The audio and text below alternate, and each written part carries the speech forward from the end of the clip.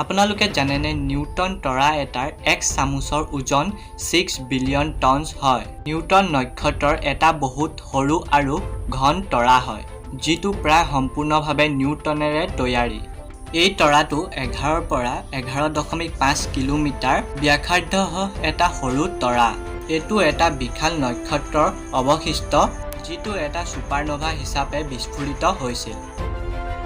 আপোনালোকে জানেনে চন্দ্ৰ দিনৰ ভাগত বহুত গৰম হয়, প্ৰায় 107 ডিগ্ৰী চেলচিয়াছ, আৰু ৰাতিৰ ভাগত বহুত ঠাণ্ডা হয়, প্ৰায় -153 ডিগ্ৰী চেলচিয়াছ হয়। আপোনালোকে জানেনে চন্দ্ৰত ভৰিৰ ছাপ ফুটপ্ৰিণ্ট প্ৰায় 10 কোটি বছৰলৈকে থাকিব পাৰে। এনেকুৱা এই কাৰণে হয় যে চন্দ্ৰত বায়ুমণ্ডল নাই। আমাৰ পৃথিৱীত ভৰিৰ ছাপ পুট খাই যায় কাৰণ পৃথিৱীত বতাহ মাৰি থাকে বা বৰষুণ দিয়ে। কাৰণ বতাহ মাৰিলে বতাহে ধূলি উৰাই আনি সেই ভৰিৰ ছাপটো পুট খুৱাই পেলায়, যাৰ ফলত ভৰিৰ ছাপটো নাইকিয়া হৈ যায়। বা বৰষুণ দিলে বৰষুণৰ ফলত যি বোকা হয় সেই বোকাই ভৰিৰ ছাপটো পুতি পেলায়। কিন্তু চন্দ্ৰত বতাহো নাই, বৰষুণো নাই, সেইকাৰণে ভৰিৰ খোজ ইমান দিনলৈকে বছৰলৈকে থাকিব পাৰে। চেলি ৰাইড এওঁ হৈছে প্ৰথম আমেৰিকান মহিলা যিগৰাকী মহাকাশলৈ গৈছিলে। নেপচুনত এটা দিন কিমান দীঘল হয় আপোনালোকে জানেনে? নেপচুনত এটা দিন 16 ঘণ্টা 6 মিনিট আৰু 36 ছেকেণ্ডৰ হয়। আমাৰ সৌৰজগতৰ আটাইতকৈ উষ্ণ তাপৰ গ্ৰহটো হৈছে শুক্ৰ গ্ৰহ।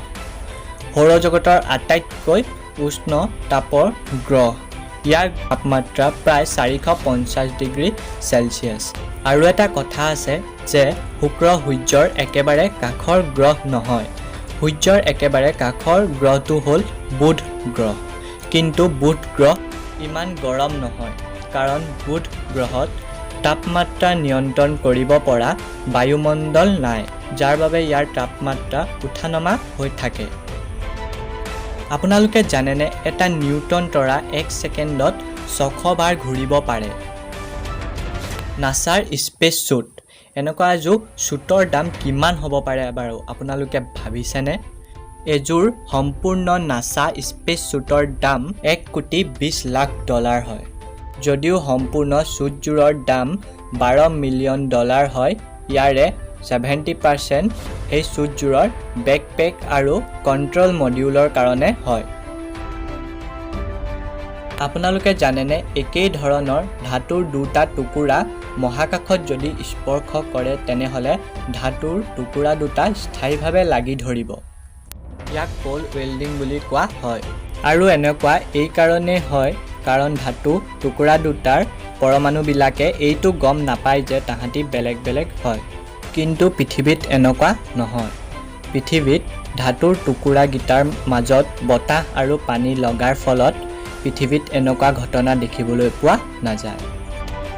আপোনালোকে জানেনে মংগল গ্ৰহত এভাৰেষ্টৰ আকাৰতকৈ 3 গুণ ডাঙৰ আগ্নেয়গিৰি আছে।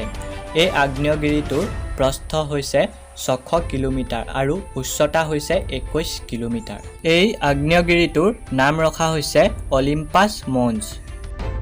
যদি ভিডিঅ'টো চাই ভাল পালে তেনেহ'লে ভিডিঅ'টো লাইক, শ্বেয়াৰ, কমেণ্ট কৰিব আৰু লগতে চেনেলটো ছাবস্ক্ৰাইব কৰি ল'ব।